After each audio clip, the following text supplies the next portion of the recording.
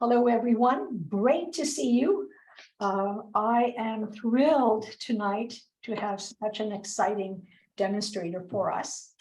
There are a couple of announcements that I would like to make. First of all, many thanks to our newsletter chair, Patrick Donahue, as well as Terry Chow, who was available to graciously put everything into a beautiful setup. And of course, all the contributors who sent in their articles for the newsletter.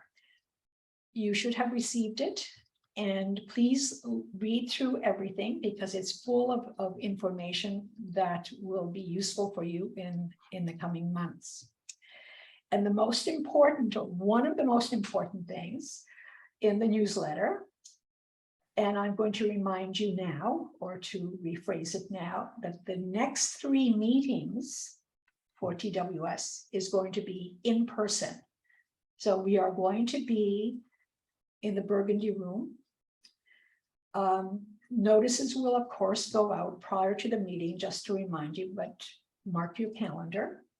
In October, we're going to have Doug Mays, who's going to be doing the landscape. November, we're going to have Jacintha Krish for flowers. And December, we hope to have our wonderful holiday party. And if you have attended a holiday party before, you know that one of the wonderful events that we have for that is our miniature contest. So I'm preparing you now to start painting. The image size needs to be not more than 5 by 7. So you should whip quite a few of them up from now till December. We definitely need volunteers. I know that we have talked about this at great length before, but more specifically, we need volunteers for the show committee. Which is coming up, and you will hear more about it in a little bit. We also need a social chair. At this point, the way things are opening up, etc., I'm hoping that we could have a proper opening for our show, and it would be really good to have a show chair and a show social chair and social committee to facilitate the opening. We also need a photo coordinator, and essentially someone to gather all the photographs that will be taken at various events and have them in their possession, if you will, to be sent to newsletter or wherever else we would need to look back on these photographs. We also need general volunteers pretty well for every executive role.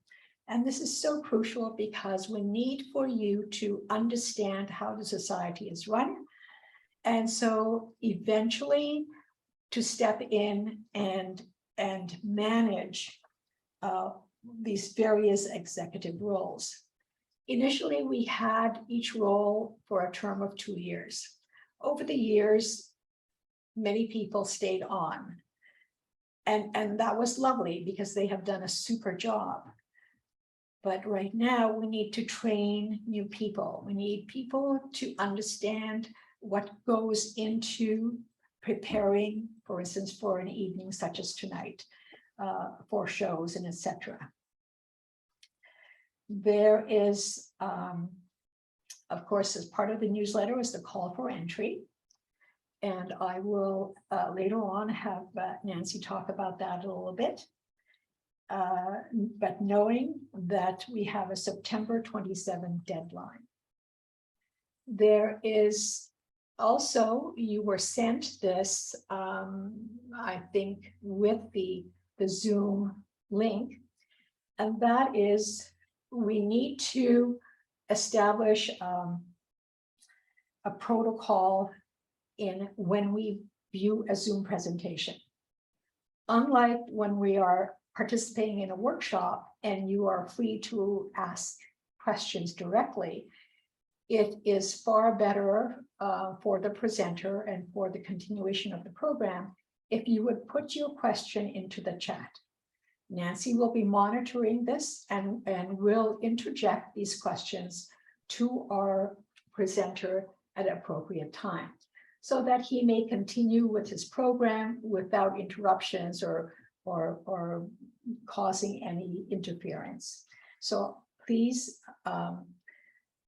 comply with this. It will make the evening much more interesting, and we will still try and answer all your questions. So without further ado, I'm going to ask our program chair, Miriam Malamed, if she would please introduce our guest artist for tonight. Thanks. Thank you very much, Margaret. It gives me great pleasure to introduce Michael Solovyev. He is often called a sunny watercolorist. His airy, transparent artworks look as though they emit sunlight. His traditional academic and education, extensive experience as a head theater stage designer and oil painter career now inform his priority as a watercolor artist. His main, excuse me, can't read my writing sometimes. Sorry about that, Michael. His main use of watercolor. Sorry. Oh, his main use of watercolor is sometimes even a pile of finding beauty in a pile of rubbish and looking at the lighting that can come into the artwork. Michael is a watercolor artist of great renown with exhibitions and workshops all over the world. His stage design background has provided two main insights fundamental for his subsequent watercolor artist career: understanding that light is permanent to the art and the love for collective co-creation. Watercolor is a most interesting medium to Michael because it is only the material or the whole. Here's my writing again. Michael, I should have just printed it, but I don't have a printer. Anyway, so watercolor is the most interesting medium to Michael because it is the only material or whole area where he can paint, where he's not solely responsible for the creative process. And if you use watercolors, that's one of the beauty of watercolors, is that it's unpredictable. And Michael uses this, he forms a partnership with the water. The watercolor flows, permeates the medium. It exists in time as a live being. He considers adrenaline and experimentation as the necessities of the creative process, always challenging himself with new techniques, ideas, stories, and materials. This evening, he's going to share the special talent that he has. And Michael, thank you very much for coming on, and we appreciate the time you're going to give us. Thank you very much for the great introduction. I appreciate it. And thank you for invitation. It's a big honor for me. We never met before, so it's on internet, and I see a lot of great faces and a lot of beautiful watercolors behind you. So that's perfect. Thank you very much again. If you have any questions during the demo, feel free, just type it in the chat, and I will do my best to answer on all the questions, all my experience at your service today. So feel free, that's your time. And as you know, in the 4 weeks, I'm going to Spain to the workshop. Honestly, it will be 2 workshops, one in the Germany, second one in the Spain. And so that's why today we're going to the Spain together.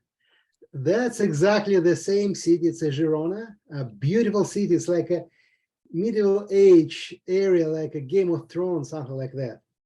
So that's the photo I took there maybe 4 years ago. I was on that place before. I'm just really love it. by the way, we still have places. If you want to join, welcome. If I'm right, we have 2 more places there, and a small group. And honestly, the weather, view, everything just brilliant. So I want to invite you to make the trip with me today, right there, online, but it still should be nice, I hope.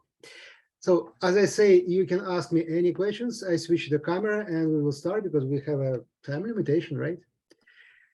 Well, what I have here, this is the Sanders Water 4, 300 grams, natural white color. No, it's a extra white bright paper, and that's 15 by 15 inches.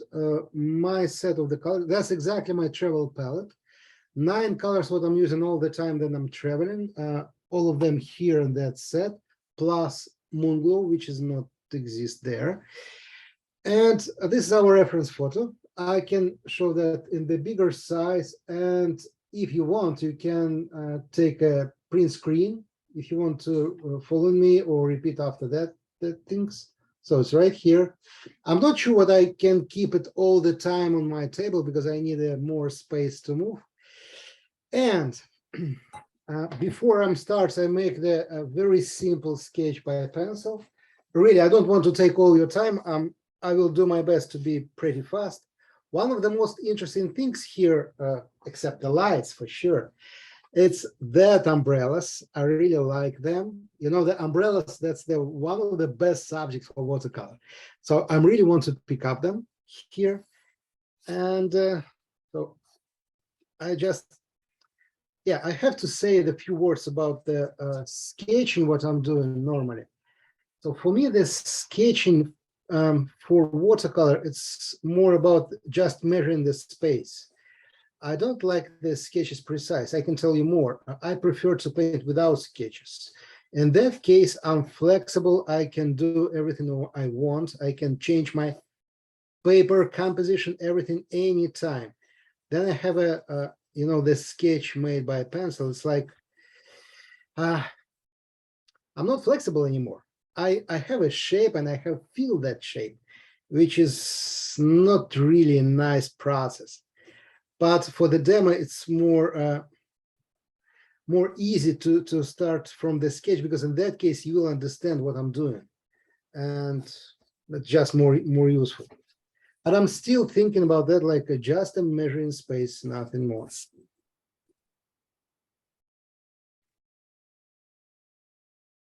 Yeah, I can keep it here for now, just like that, because in that case, you will see what I'm doing.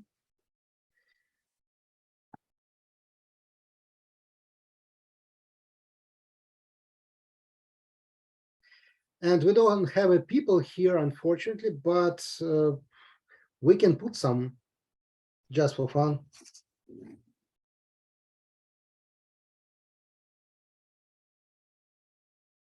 So let's make a few characters there.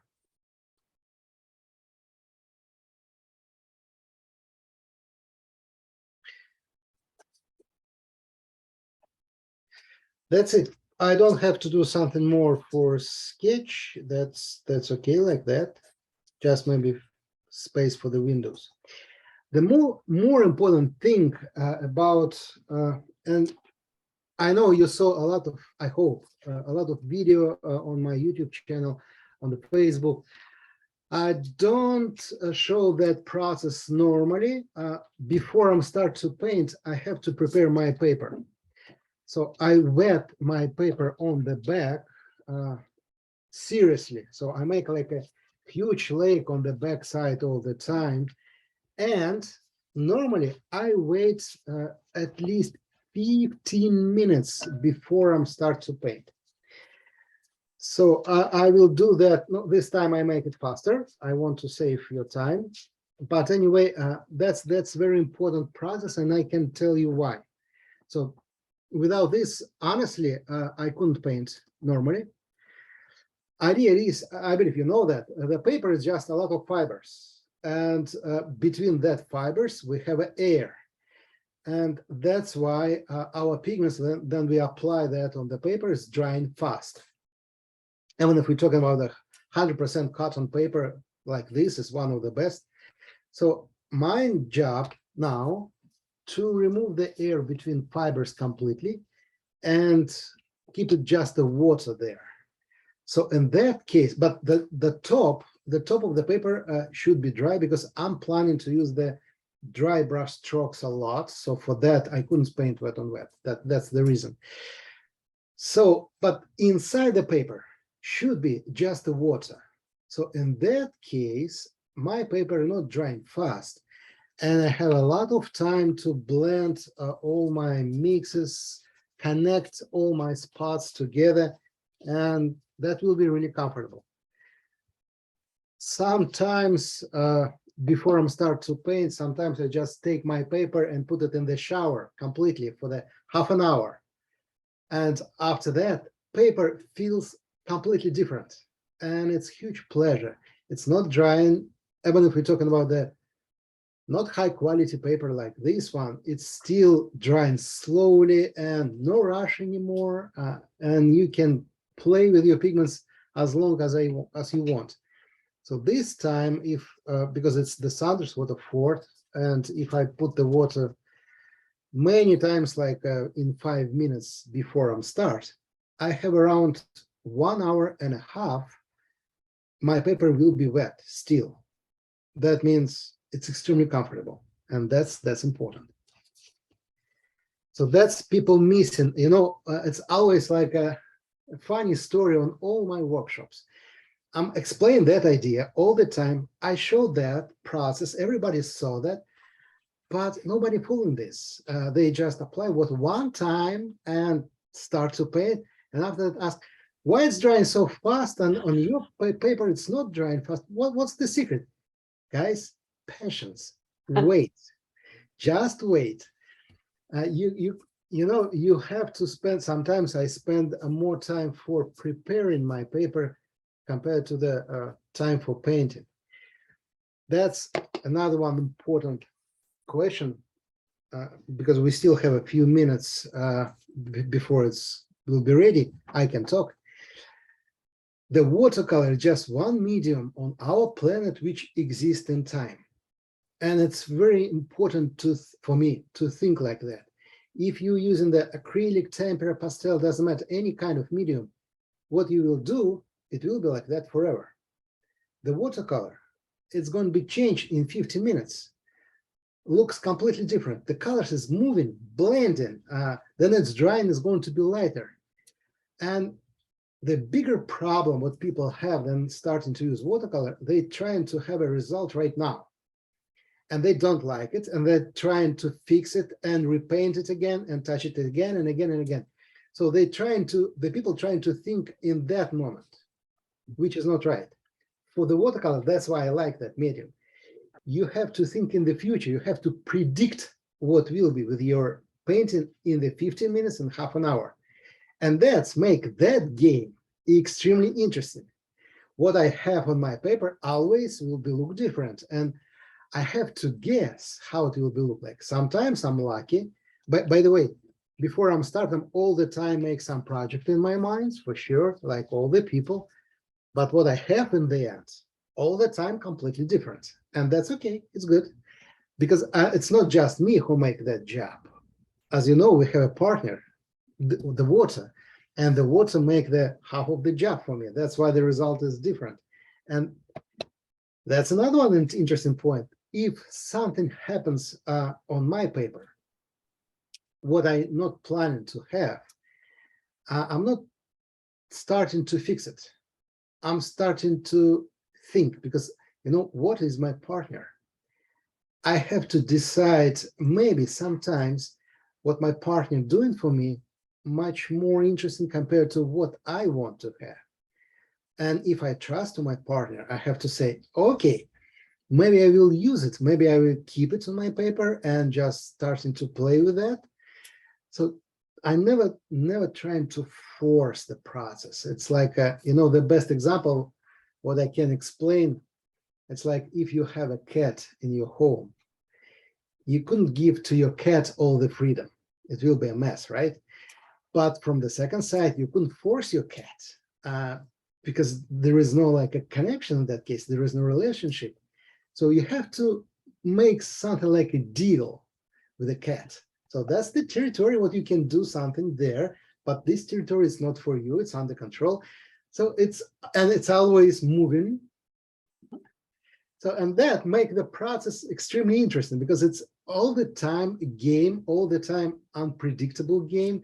And sometimes you have no idea how many paintings go into the garbage in my studio, and that's okay.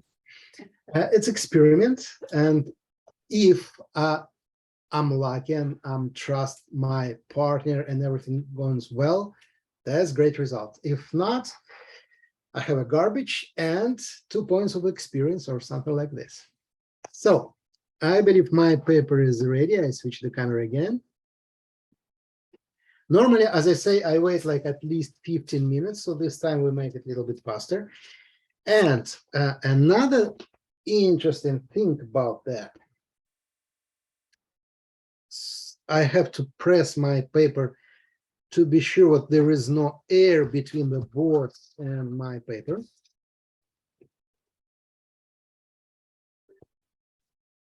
Michael, one of our participants has asked, did you say that you wet the 300-pound paper behind and then a few times on the front? And how shiny should it be? No, on the front, it's completely dry. There is no water there. The water I have just on the back side, and it's not just shiny, it's a huge lake there was. So I put the water again, and again. So the front side is absolutely dry, the back side is wet. And another one thing, before I start, I tape my paper. That's very important question. If you wait just maybe a few minutes, then you start to paint, your paper going to be like a wave. So now it doesn't matter how much water I put on top, it will be flat completely, which is great. And because I make the tape on the perimeter, the air not coming from the sides, and I have more time. And that helped me to keep my paper flat, then it's going to dry after I finish it. And that will be a flat piece of paper, which is good. And what is your art board that you're putting the paper onto? Okay, that's the great question. This is a PVC plastic. It's just a 4 millimeters like that. It's not heavy and it's extremely strong. So I'm using that when I'm traveling on my tripod and on my table. I like the black color, and because it's just a plastic. Is that a masking tape or an artist tape? You mean the tape? The black tape, yes. Okay. That's another one good question. Great. This tape, it's the first tape on our planet which is made special for watercolor, because I did it. I like the black color really, and because it's never looked like a dirt, then I'm painting, and it's look like my paper already framed. I like that. Plus, with the company who make the tapes, we create a special glue for that. And it's very strong glue and can hold the really wet paper. And the same moment, it's not strong enough to destroy my paper.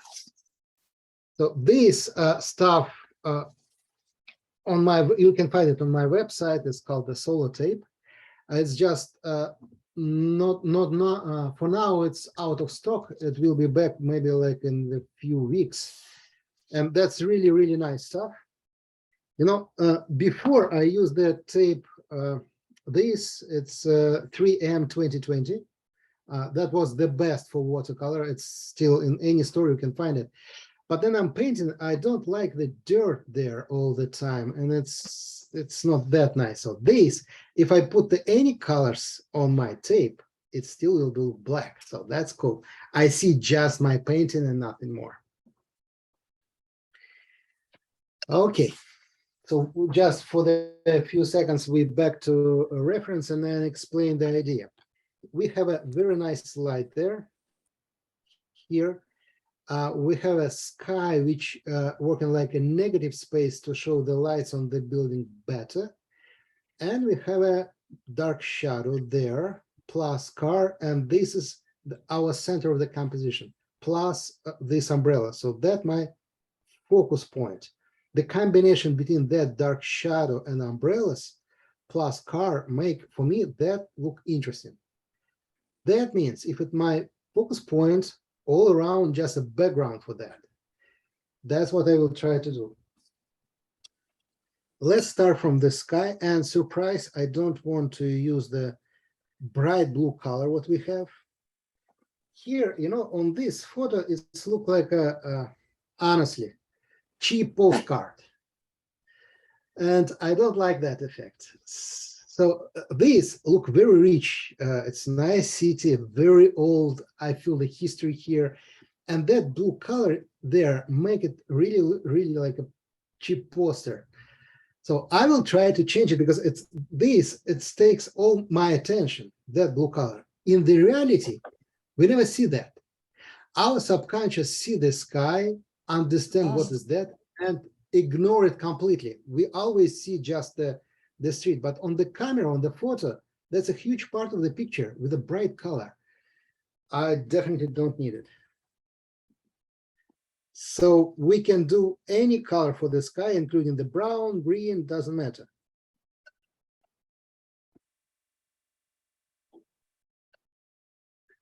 Michael, was it 300-gram paper, which is 140 pound, or is it 300-pound paper? 300 grams. 300 grams. So for the Yes. rest of us, that would be 140 pound. Yes, that's right, 130.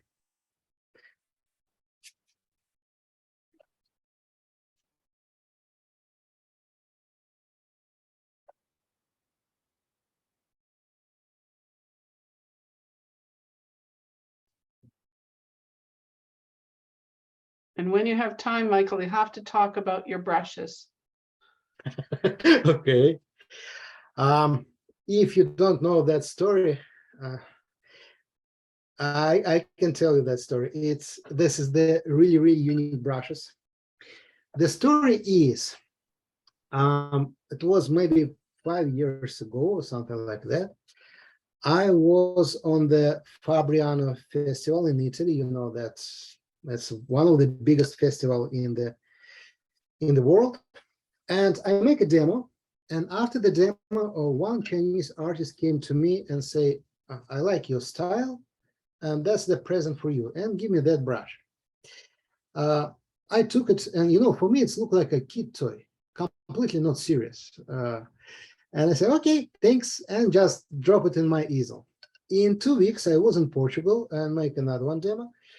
And another one, Chinese artist, came to me and said, where you get that? It's very expensive, handmade Chinese brush from this master. It was the name of the master here.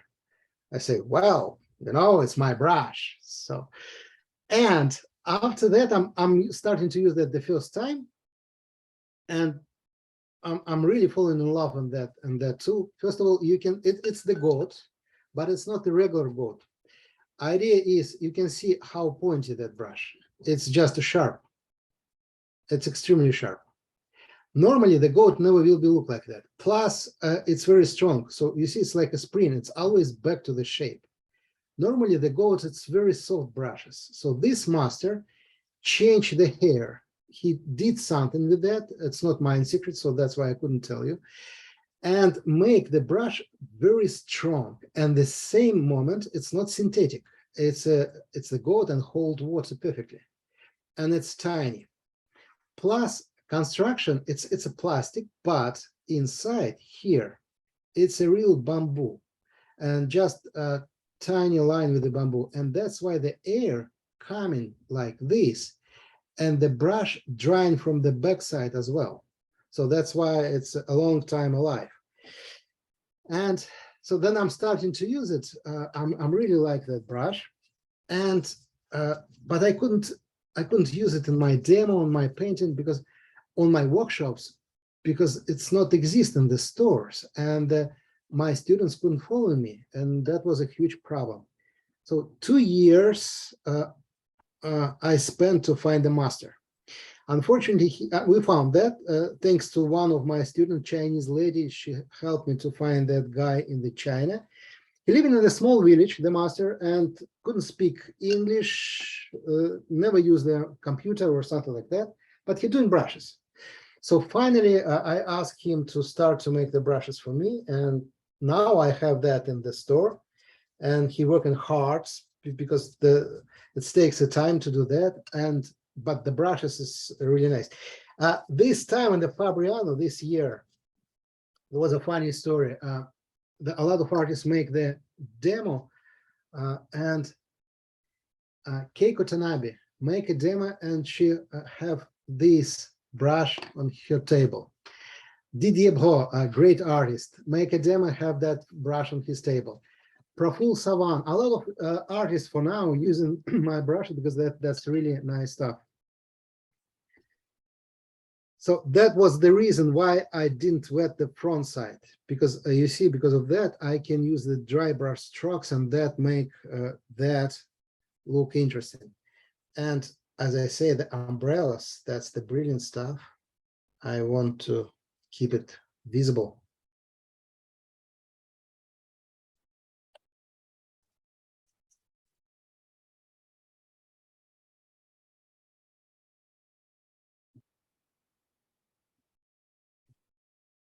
By the way, on my YouTube channel, you will find the video about that brushes, because people all the time asking me. It's for me, it still look like a toy, but it's a great toy.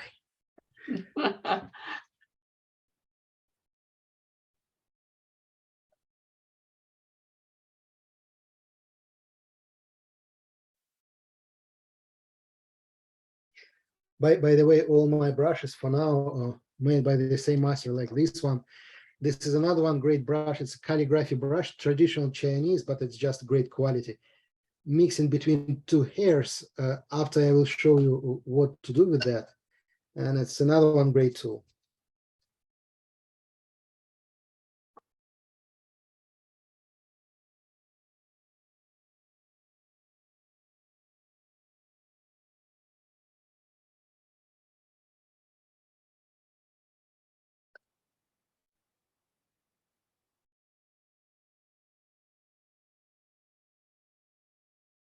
You see, because it's sharp, I can make the tiny lines like that as well at the same moment. And because I'm really lazy guy, I don't like to switch from one brush to another one. If I have just one and can do almost all the job with that, so that's perfect.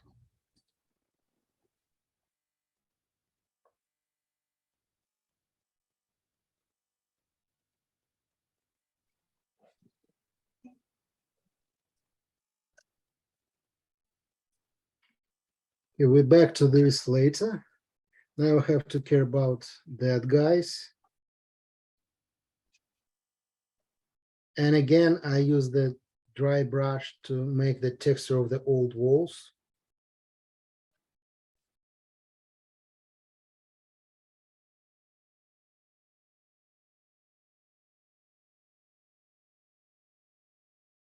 As I say, for now, it's just a background.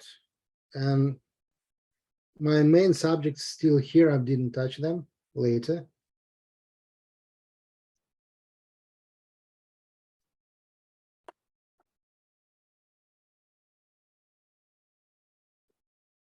Mhm.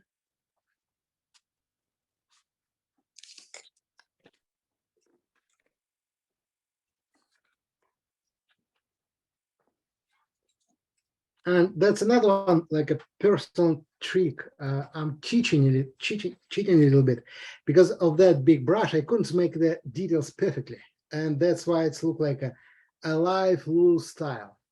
If I'll take the like a perfect brushes, like a pointy, like my one of my favorites is called a Perla.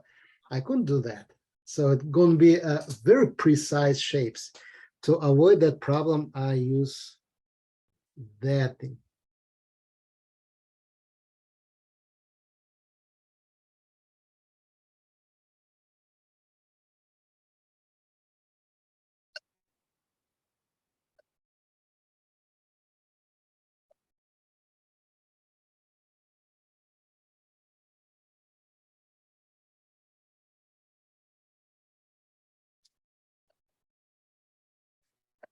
Okay, we're going down slowly.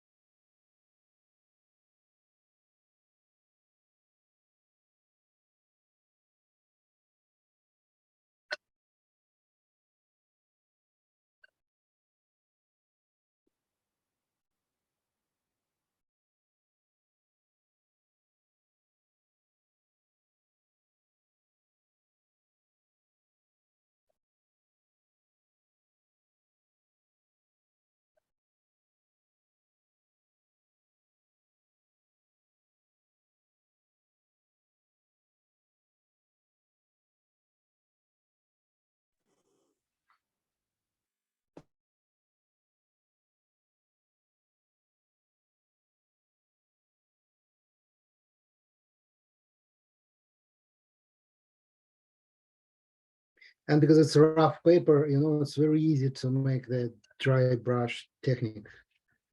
It just comes in itself.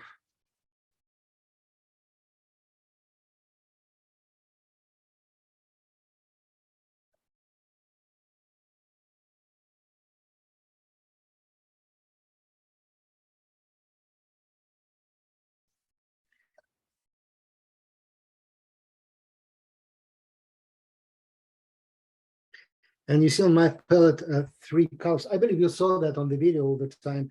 This is the quinacridone sienna, purine violet, and indigo from the Daniel Smith. And that's the 3 main colors what I'm using for mixes all the time.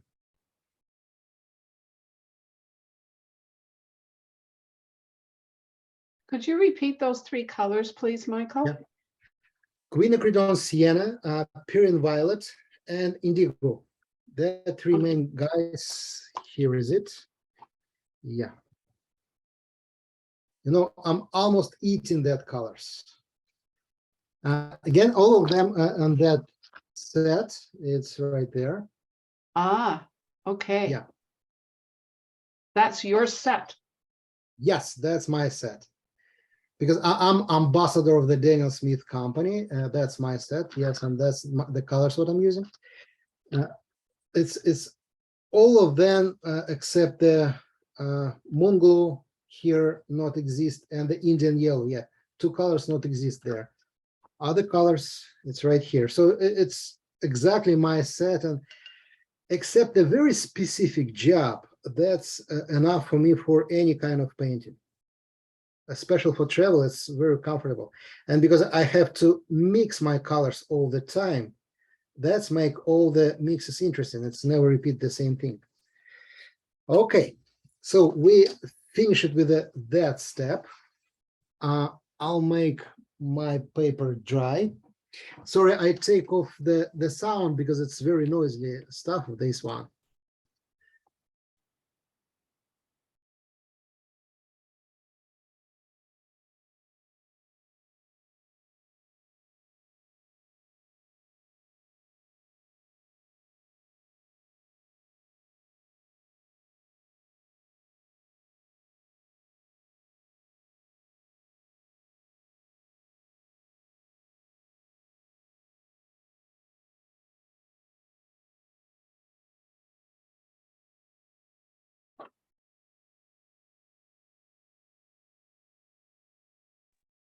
Just don't be wrong, my paper is still wet on the back.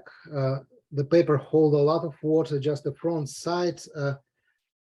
I couldn't say dry, but the pigments connected to the fibers. It's stable now.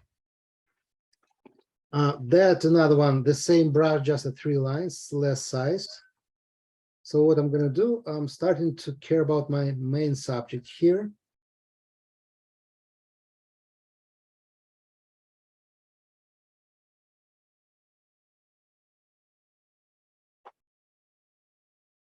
Yeah, I know it's look like a very stressful dark color. No worries.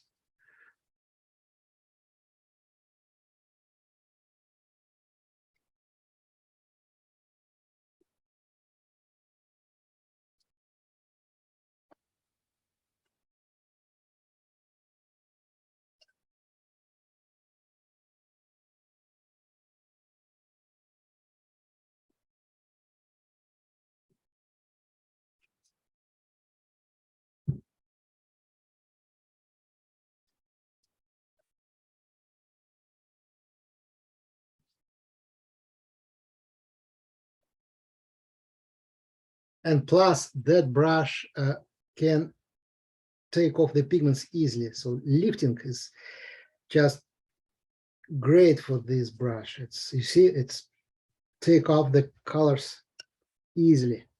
That's the reason why I switched to that brush forever. See, I use that the same effect here. I make it there. So that make for me like a very shiny light. So it's look like a light reflection from umbrellas, and that's look great.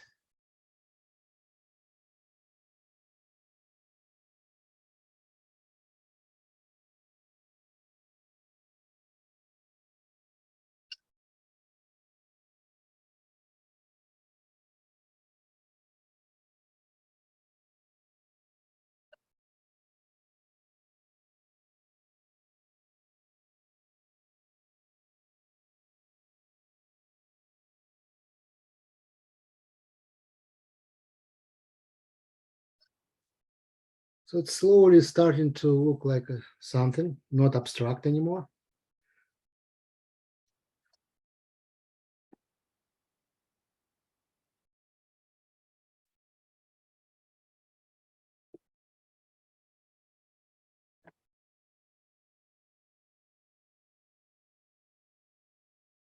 And what you didn't see, I mix my colors I need for that. I need a lot of water, but before I touch my paper, I touch my paper towel and remove the extra water. So for this small part, you see how much paper I used. So I just couldn't make it on the screen because in that case, I can drop the water there. That's why it's outside of the painting. But that, guys, I'm again almost eating that. So we just buying that in the Costco again and again and again, and it's gone all the time.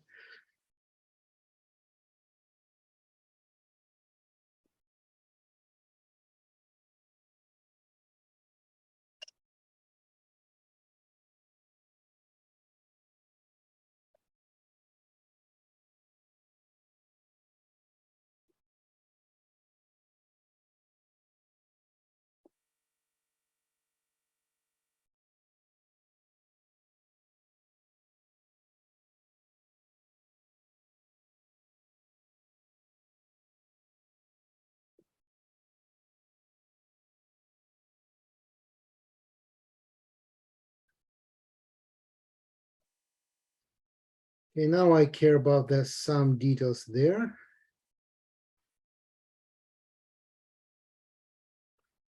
I'm not finished that in one step. I'm just preparing. So idea is I'm still continue sketching. I make my sketches. It's still like measuring the space. I decide which part I want to include there, which part I can ignore. And plus, that's the interesting step. I'm starting to make the shadow there. It was in the beginning something here, but now I just make it stronger and more visible.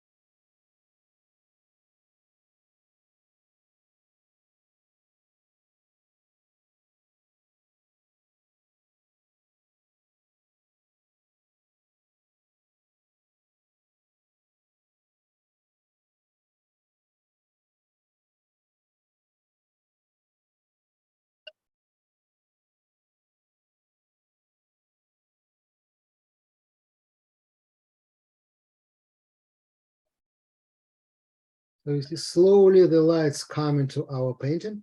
The most interesting game will be when we're starting to make our big shadow.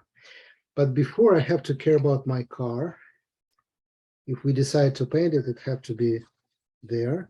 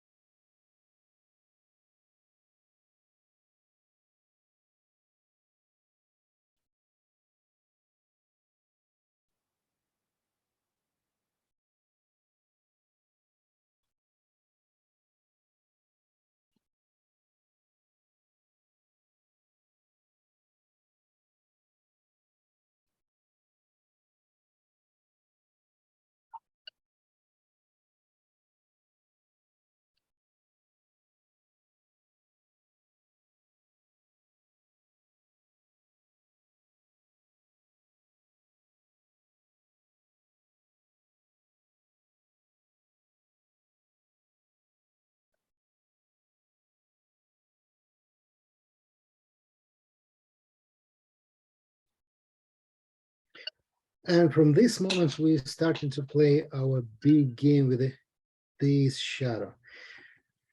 So that big shadow, I hope, for sure, not, I hope, will make for us all the picture.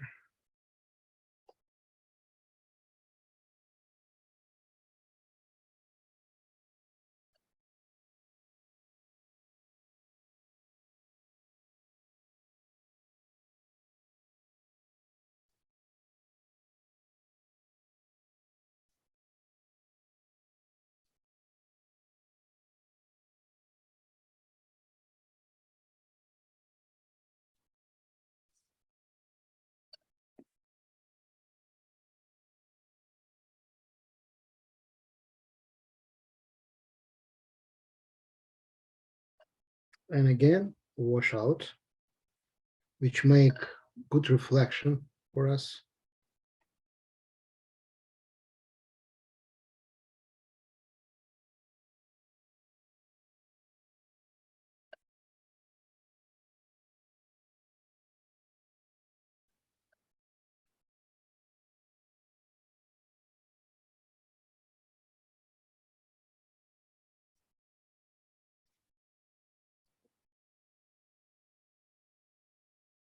Okay, switch to the bigger brush because it will be a little bit faster.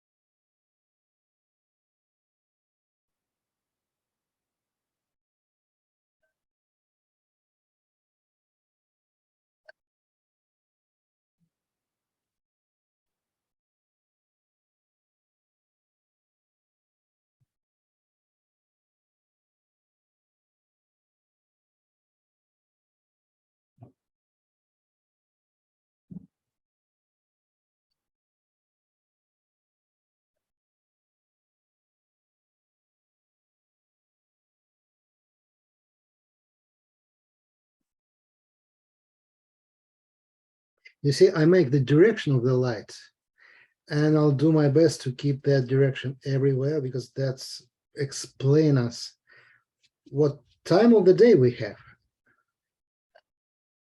You know, because of that angle, we can understand what that's like around maybe 4 p.m. Long shadows there. And that's important. You know, even if we don't know that or don't think about this, our subconscious see that very well. And because of that, small things that make, you know, the painting believable. And because we decide to make here some character, I will leave the space for this guy.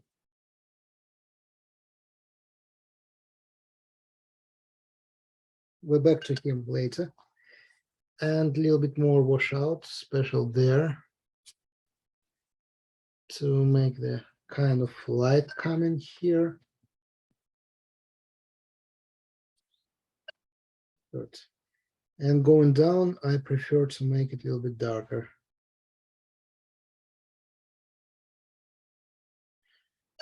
Okay, now we have a not bad light there.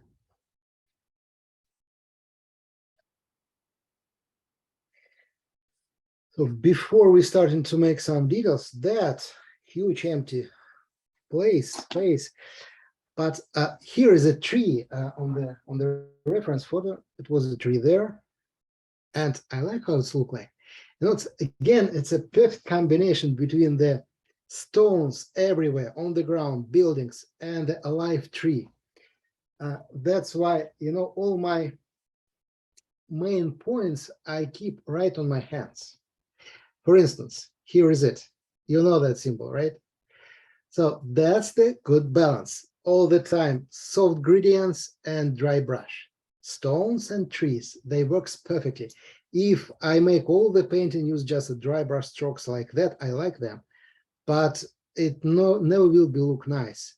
The same if I make everything soft blending like this in the mist, it not will be look nice as well. So that exactly the balance is the important. So the trees, that's cool trick. First of all, I don't know, do you know that or not? I don't have a lot of green colors. Honestly, I have just one. This is a phthalo green color, blue shade, Daniel Smith. Itself, it's look terrible, really. I will show you. So that's the color itself. It's never look like something natural. It's look like a chemical kid stuff, terrible. But it's just amazing for mixing. From this one green, I can mix any kind of other greens using just my palette. So just one green color. And let's go. In the beginning, I used that with a quinacridone deep gold to make like a soft green for me. And one trick, you see what I'm doing with my brush? I'm almost destroy that brush. You see what happens? But no worries. That's the idea why that brush is very nice. Inside, it's a double hair, as I say. Inside that brush, we have a wolf. I will show the new one. Yeah, you will see how it looks like. So you see the orange color there? That's the wolf. Outside goat. The outside, the goat hold water perfectly, you know that, and the wolf, it's a very strong hair. The wolf hold the shape. So all together, it's again perfect combination. That's why I can do this, and my brush will be safe, nothing happens. You see, I'm painting with that brush many years, it's still alive. But because of that, the tree is coming itself. But it not will be interesting to make the trees just like that. That's why, remember, I'm gonna blend it. So I'm playing in the game. Somewhere it's a strong shapes, somewhere it's soft blend. But we're trying to explain the light. That's why for now I switched to another one combination. This is the same terrible phthalo green blue shade plus purine violet. And that make for me perfect dark green color. I will show you how it's look like. You see, it's soft and nice. A little bit more pure violet and going to be more grayish. And it's extremely rich. It's not flat or simple. So that makes what I use for the shadows mostly, for the tree.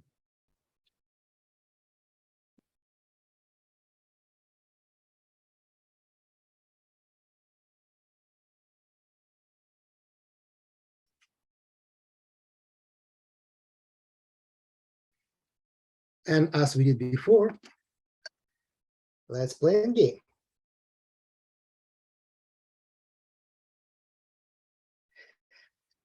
You see, we make a part of the tree almost from nothing.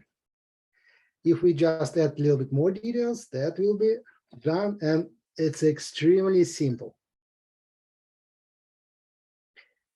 Now I change my mix. I'm starting to use the quinacridone sienna to make another one rich, interesting green.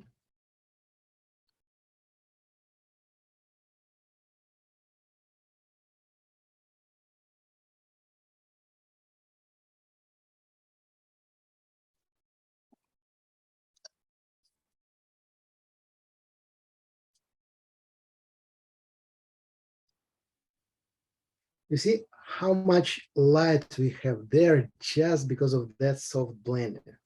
From the second side, the strong shapes what we make around make the tree look understandable.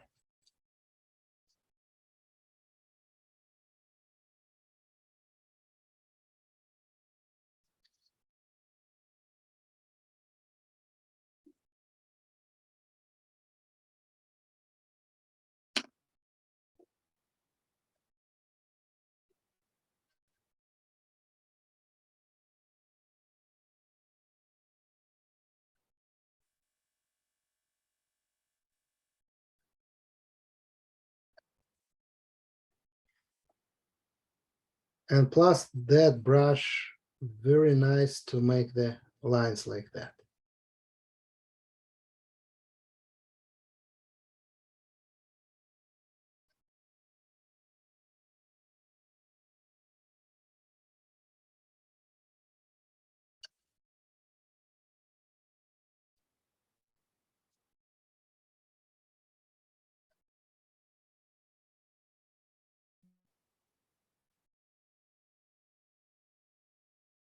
We just put the tree on the ground.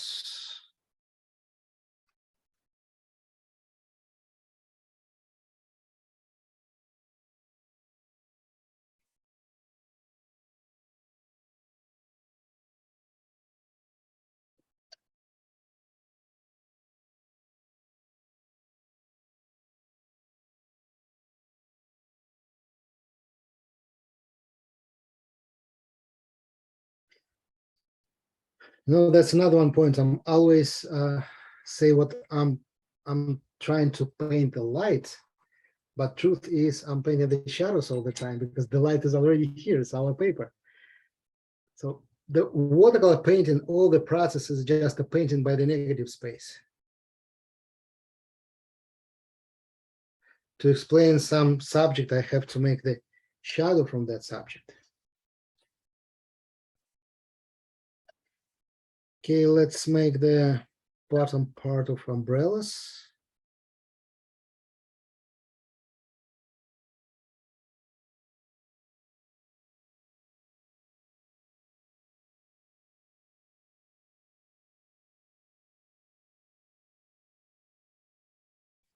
Okay. Before I'm finished this step, I'm going to create the details. I want to finish it my tree. For this, I need that brush. It's a perfect liner. I just make few lines there because I want to combine everything together.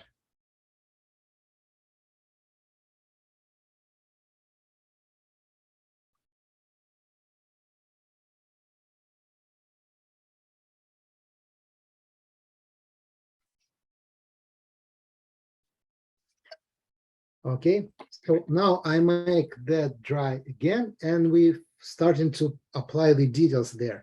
And that step honestly changed everything, because for now it's just a background.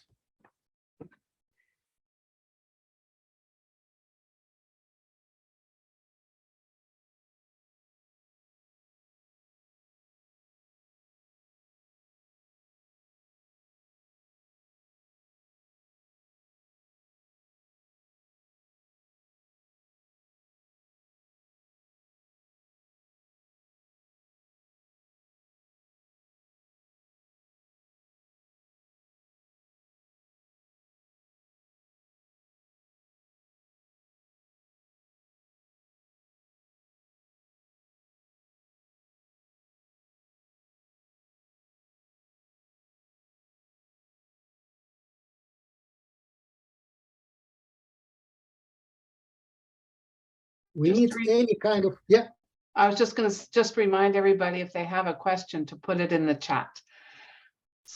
It's great so far, Michael. Thank you. yeah, it's a surprise for me. Normally people ask a lot of questions all the time, so it's silence. But it's interesting. They're Okay, well so- trained. okay. For now, we need any kind of pointy brush. We can use Skoda Perla. I believe it's the most famous brush from Skoda around the world. But also we can use Mind Travel brush, the same point, it's the same here. So it doesn't matter which one.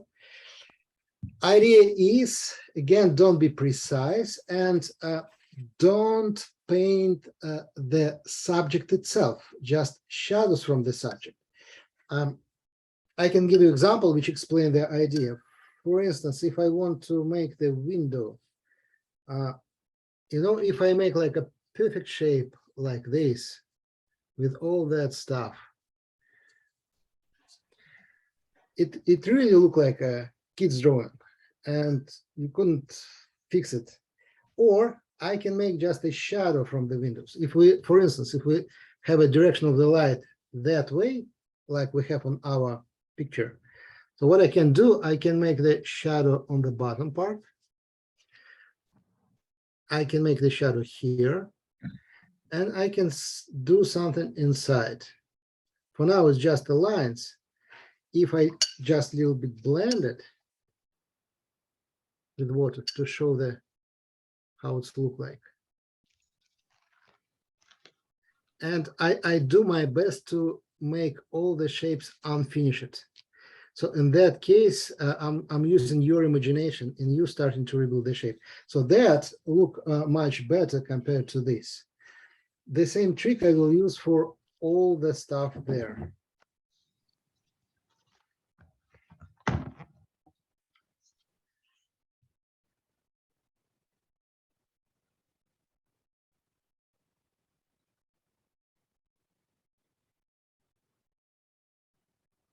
And as I say, that tricks what we doing now change our picture a lot, because that, as I say, it just was a background.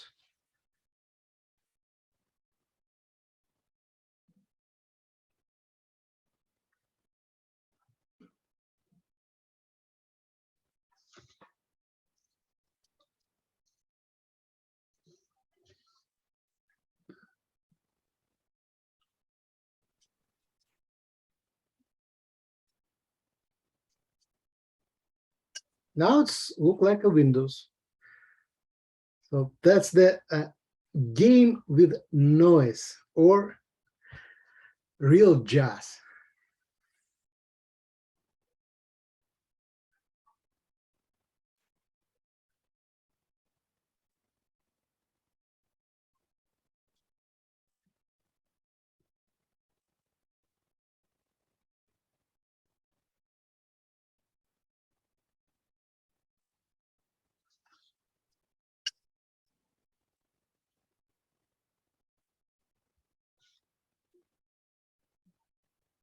Michael, what Escoda brush are you using? And do you say Escoda or Escoda?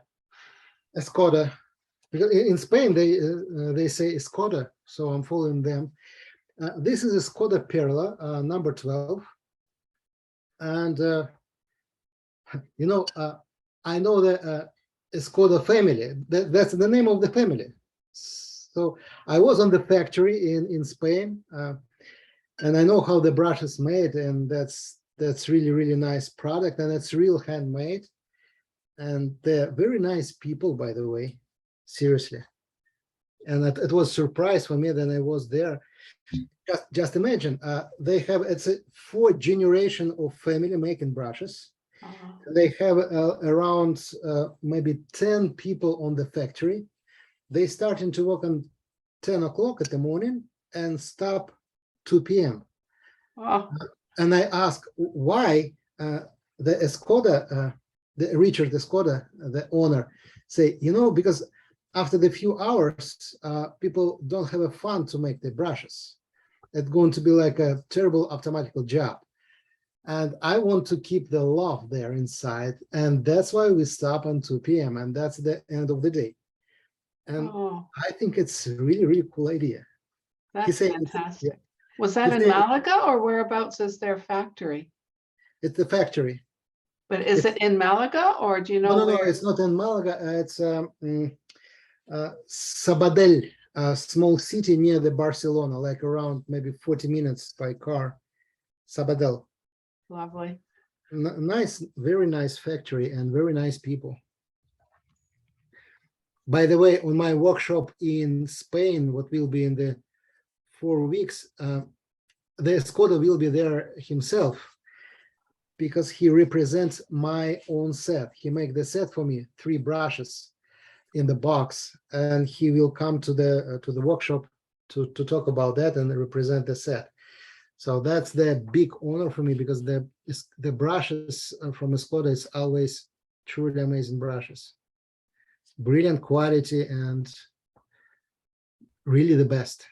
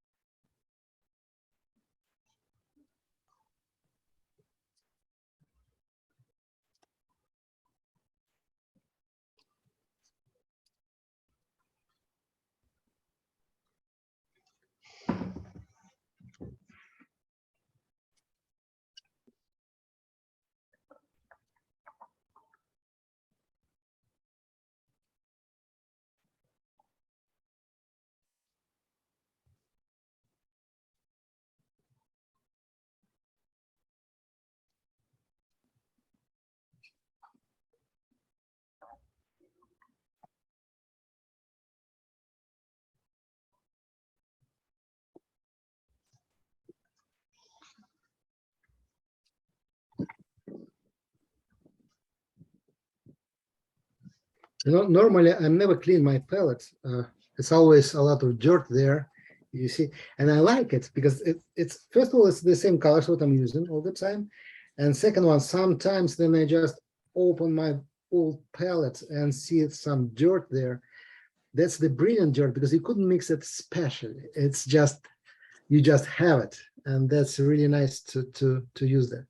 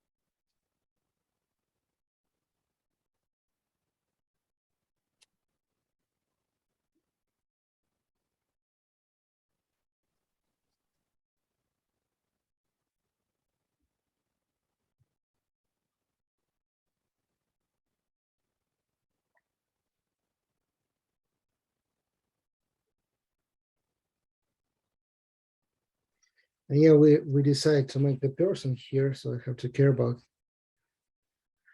that guy.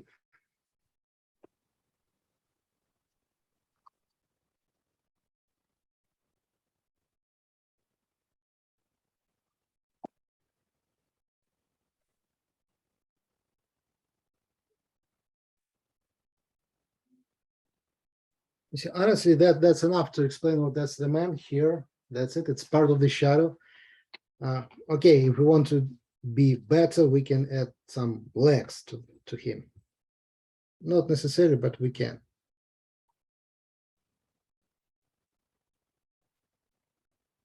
Or if we want, we can add the arm.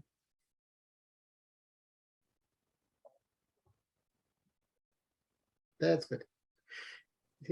It's all the time, it's like a game. So now I have to care about my car.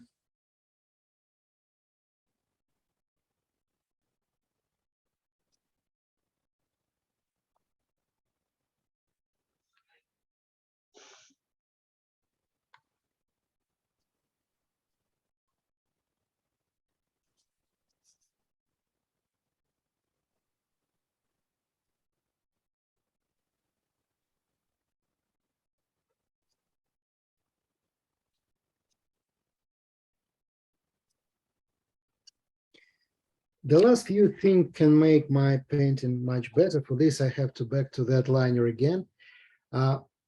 This, honestly, it's again, traditional Chinese brush, this one, and that's the best liner on the planet, definitely.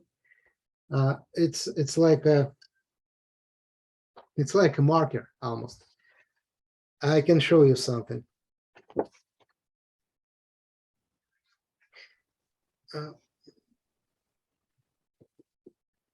Okay, everything is wet now. Look, I just take my mix one time on the brush. First of all, look how pointy is that. And I can make many lines like this without problem. Many lines.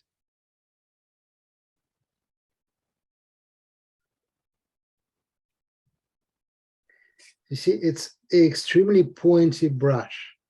No one brush on the planet can do this, just this guy.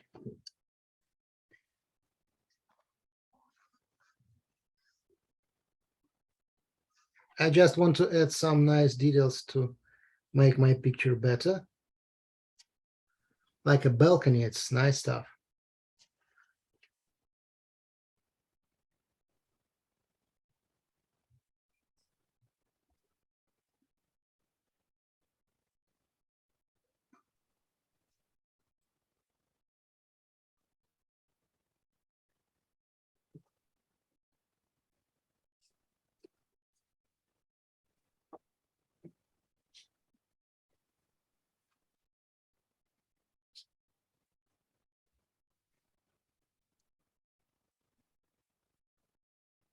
Michael, the liner brush that you're using, is that made by a specific company? I know it's probably available on your website, but is it Escoda or? No, it's made by the same master who did for me this. Ah, I see. But if someone is interested, they can look on your website? Yes, exactly. Honestly, this, it's made from rat. The animal, you know, the small, terrible animal. Nobody like him, but the hair, it's truly amazing for brush. Wow.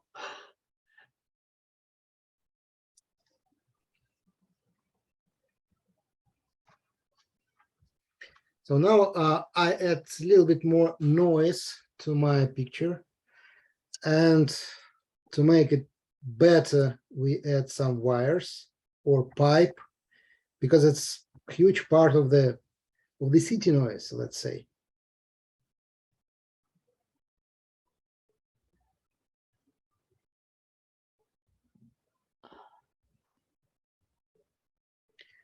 And our building's going to be look like alive slowly.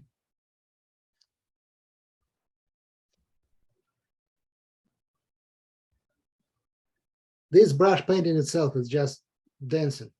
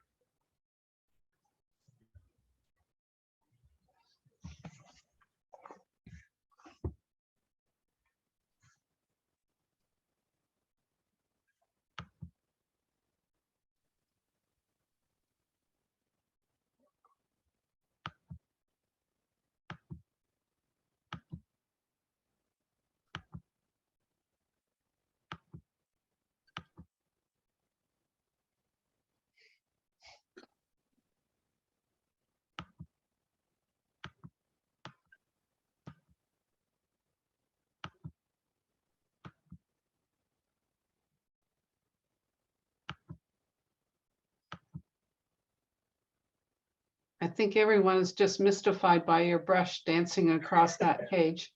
Okay, yeah, that's brilliant stuff. So I believe we did that. We explained the lights. I miss a lot of details there, but as I say, the feeling of the place, the old buildings with all of that small things and the light in the end of the day, that was interesting for me. That's what I'm trying to picking up here. So that we just miss one important thing. By the way, this brush, great for that as well, for this.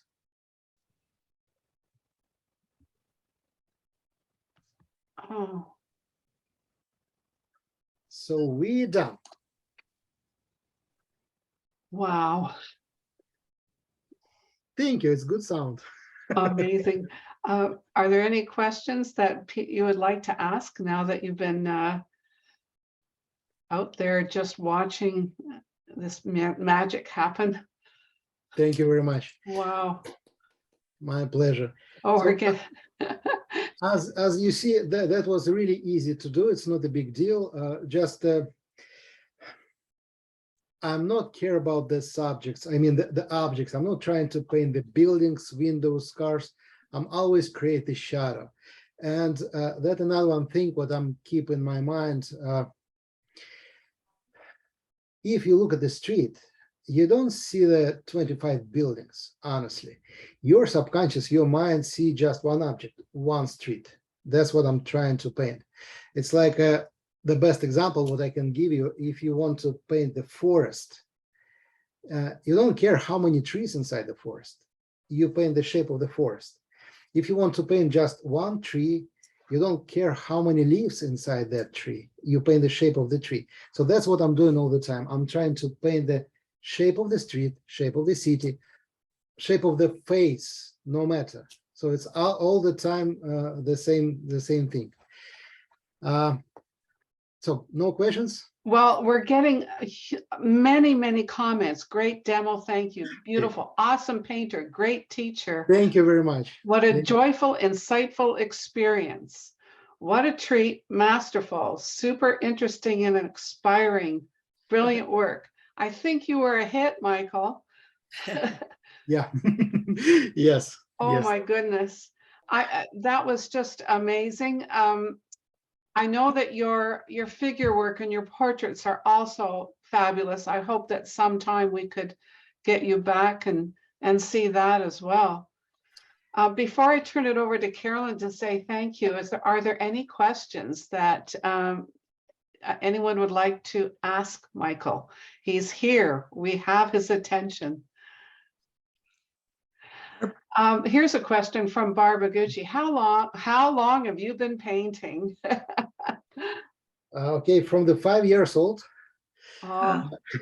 You know, I believe all the people starting to paint until like 4 or 5 years old. Just after that, unfortunately, people switch to another one job. But I decided what I like to do that, and I never stopped. But it not was just a fine art. I make a lot of another different things. I'm working like a stage designer. That means I was responsible for the makeup, for the costumes, for the decoration of the stage, for the light.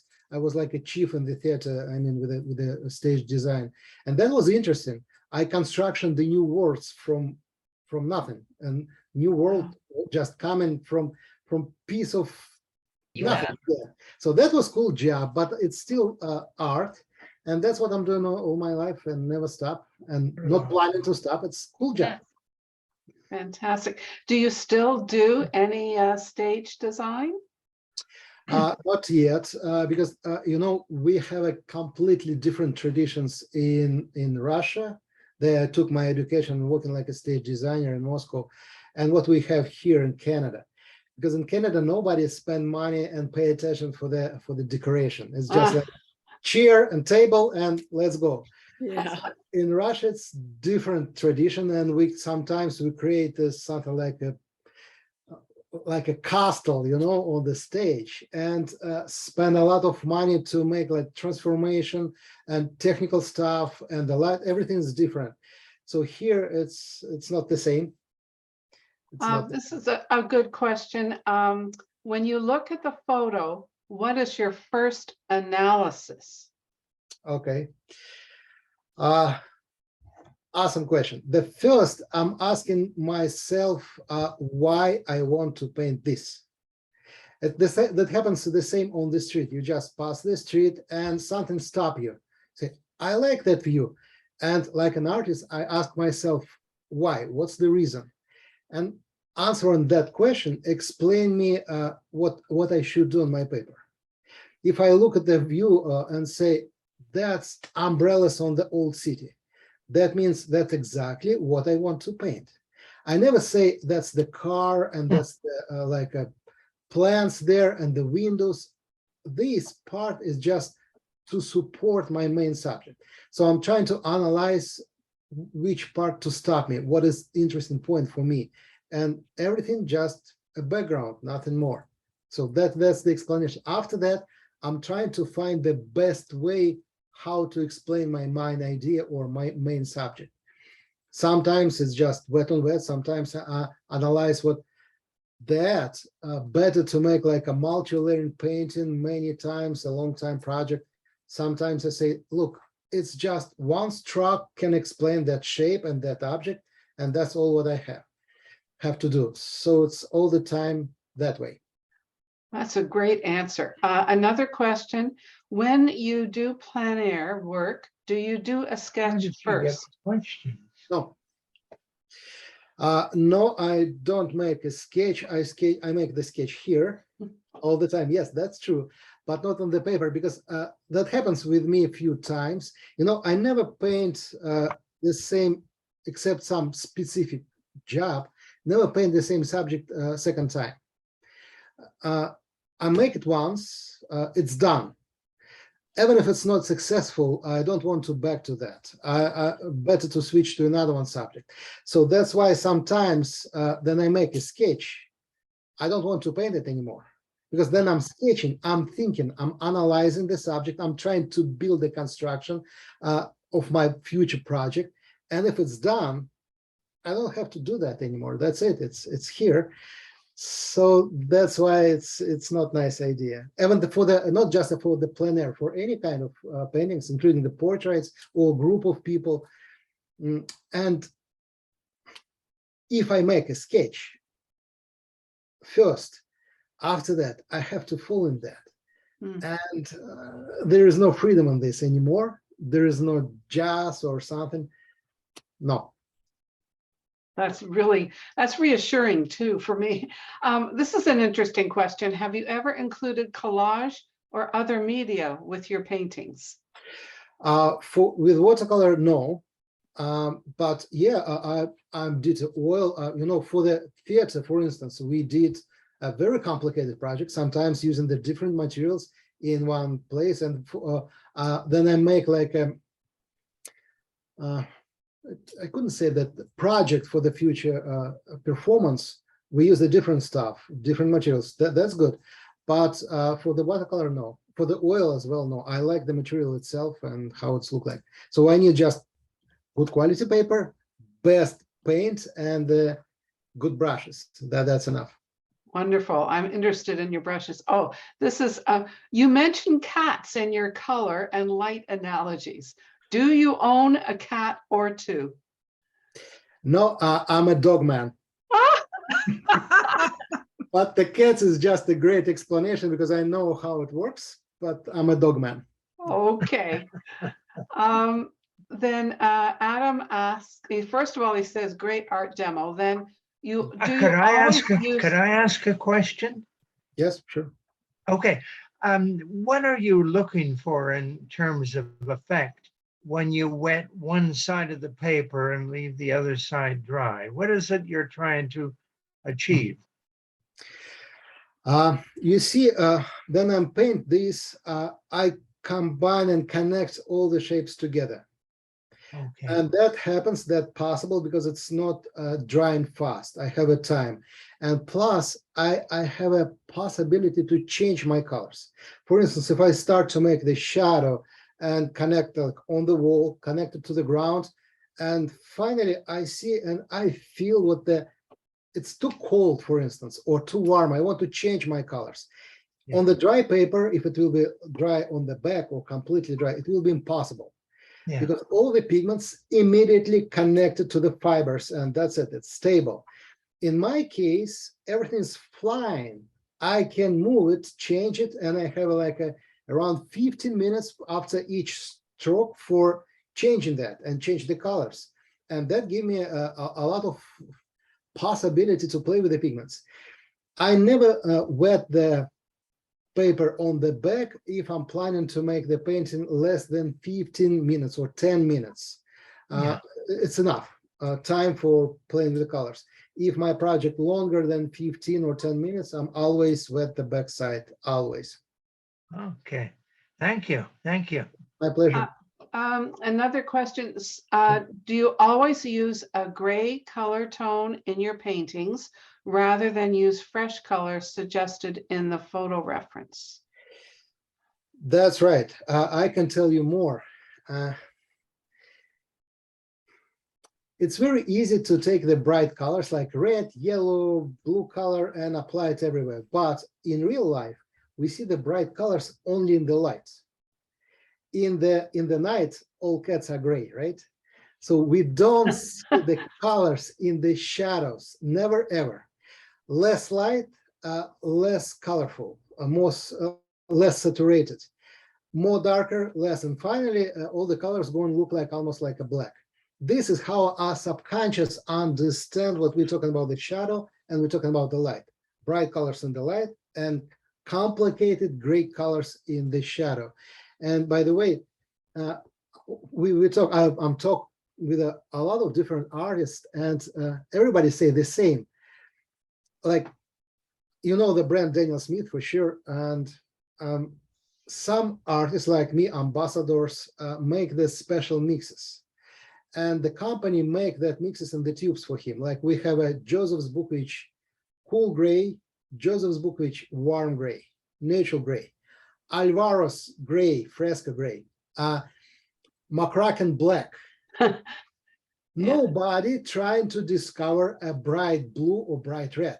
Everybody looking for complicated gray colors because that's what we have to, we painted by shadows, and that's important.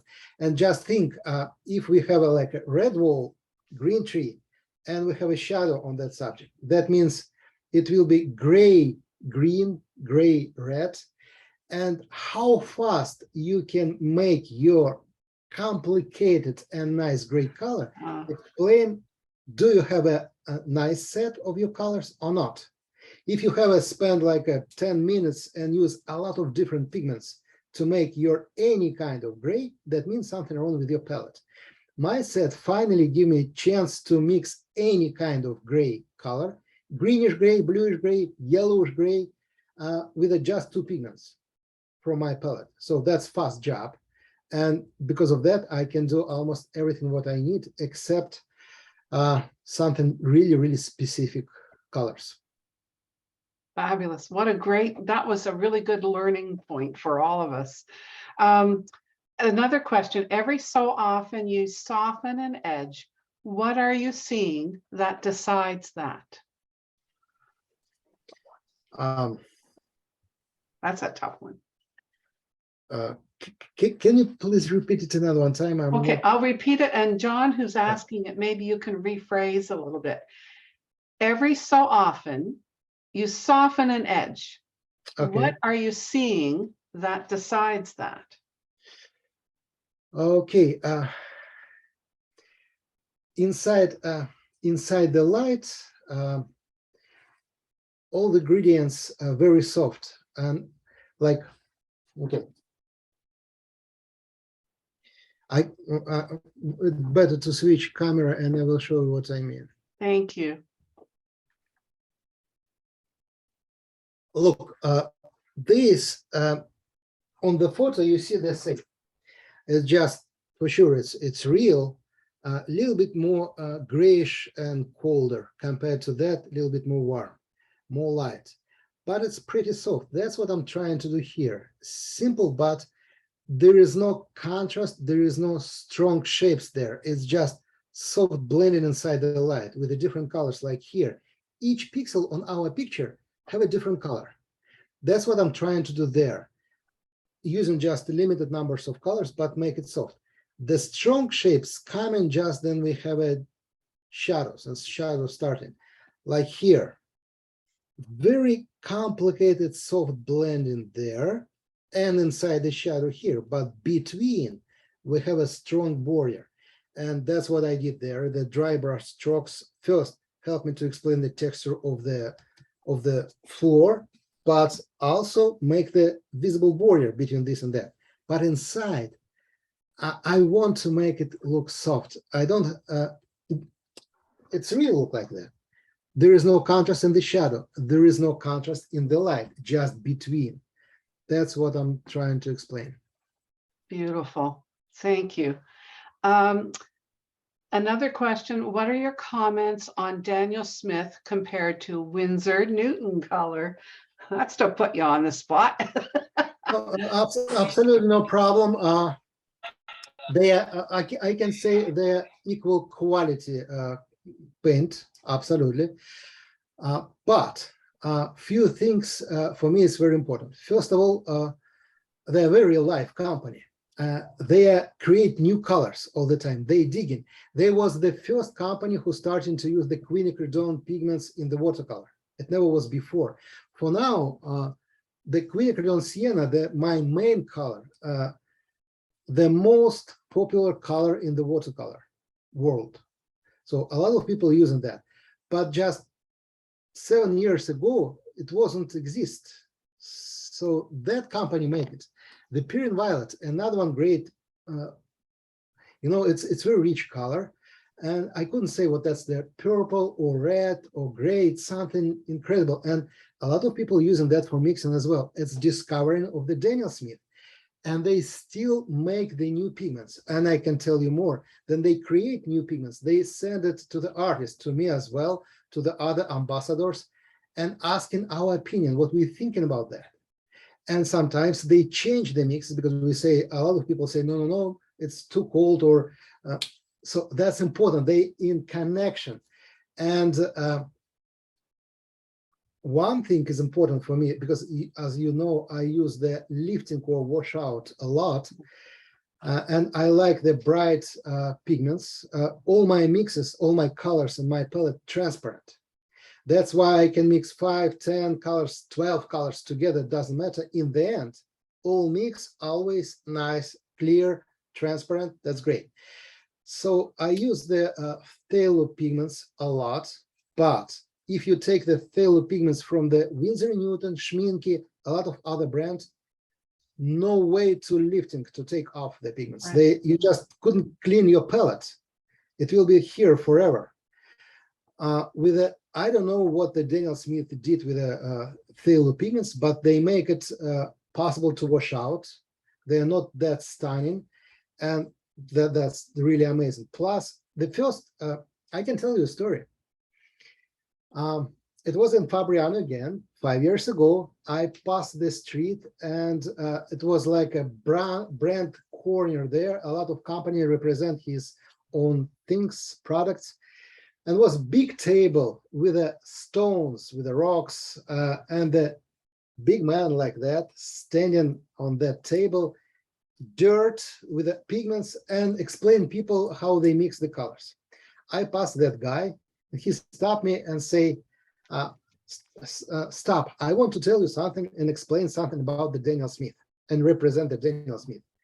I say, you don't have to. I like that company. I fan of that company, so I know a lot of things. You don't have to tell me that. He say, great, I'm an owner. How that possible? That's the rich guy. He can buy like a half of the city. And he's standing with all that dirt and explain people how they preparing the colors. That's incredible. And after that, we met, we talk, and I know this guy, like all the companies, puts a lot of love inside that process. And that's for me, it's very important. So it's not like a business at his life. And the owner of the Daniel Smith traveling around the world on all the festivals, all the time to talk with the artists. And that's incredible. I never hear something like that from other brands. So Is that, that's the reason. is that John Cogley? Exactly, that's the jump. Okay, so if Just- other people don't know, I think I read just last week you were doing an online interview with him, Yeah. or were you? Yes. Yes, that's right. Look, that's the piece of the ultramarine, real stone. Oh, That it's a gift from him. He sent me that just maybe 2 weeks ago. Look, that's incredible piece of art, and that piece of art they use in the pigments because it's natural and all the pigments, nature, real stones. That's wow. amazing. So that's why I say nothing can beat the Daniel Smith. You are a good ambassador for them. Are No, there I'm any really more- believe in that. Are there more questions before we No problem. go to? Okay, so I think, I won't go into thanks, but I have many. But we do have Carolyn Pascoe. I hope you're still there, Carolyn. Oh, I am. Okay, I'm going to try to find you and spotlight you. Carolyn is going to thank you on behalf of everyone who has been here. And I'm just scrolling through to find you, Carolyn. Well, on my screen, I'm right up front with Michael. Yeah, that's the way it shows. Just 1 second, I'll get there. Carolyn, where are you? I have 3 pages here, so here we. You Is should your do something like that. Is your camera turned on, Carolyn? Yes, I can see you and I can see my face Yeah, on my. I see you now. Okay. Okay. I'm going to spotlight Carolyn, who Okay. can thank you. Okay. Where did it go? Add spotlight. There we go. Okay, Carolyn, thanks. As one of the co-presidents of Toronto Watercolor Society and a lifetime member, not a lifetime member, but a founding member, I want to thank you, Michael, because this has been a very intriguing demonstration. I've seen so many over the last 38 years of our existence, and you've had a very different slant on everything, from the brushes to the paints and the way you go about it, not doing a sketch. These are all things that other people haven't said. And I found a lot of the things you were doing very intriguing, and you did your painting so simply, and yet you had such a wonderful value, contrast, and whatever in it. I was intrigued by the brush that did the fine lines, and then somebody put up on the screen it was rat hair, and I thought, I don't know about that one. So anyway, the brushes are wonderful that you use, and I can tell a story on brushes because I've bought so many brushes over the years because people say this is the best brush, and you're going to get probably a lot of customers. And for all the members, you should go on and look at Michael's website if you haven't done it already, because he does have a lot of videos that you can look at. And also on YouTube, he has a lot of videos that you can look at for free. So there's lots of tips and stuff that he's got there. Very generous you are. And you've been very generous with your knowledge and your expertise tonight. And we are lucky to have such an international artist, because although you live in our country of Canada, you have been everywhere. If you look at his website and you see where he's going, he's like flying every week to another country. And that's amazing in its own right, right? Must get, maybe I would be sick of the airports, but I'm sure you enjoy getting to your destination. And painting in Spain is wonderful. I have been there before, and it's a beautiful place to paint. And many other places in Europe. If anybody gets a chance, I suggest it, because Michael's painted in practically every country in Europe. So anyway, we'd love to have you back sometimes, as someone said, to do a portrait. I think it was Nancy. And Nancy, you did such a great job asking every question and filling things in. I think it's just been a delightful evening. And thank you very much for so your much. kind words, and thank you very much, Nancy, for your hard job with the questions. I appreciate it. Oh, It's a yes. pleasure. And thank you for the invitation and for your smile and what I see on the screen all the time. Thank you for that. Yeah. Thank you. Well, it really was wonderful, and I'm sure everyone agrees. My goodness, all these comments, I've learned so much. Thank you so much. A great night, wonderful, very informative. just glowing remarks. We're so grateful for you for coming. So I Thank you. think with that, we'll say goodnight unless Margaret has something else that should be said. No, she's shaking her head. So thanks again, Michael, and I Thank you hope so we see much. you again. Thank you. Definitely. Anytime, as I say, all my experience at your service, and it was a pleasure to see you. Thank you. Wonderful. Thank Thanks. you. Good night, everyone. Good night. Bye-bye. Bye. Bye. Thank you. Thank you.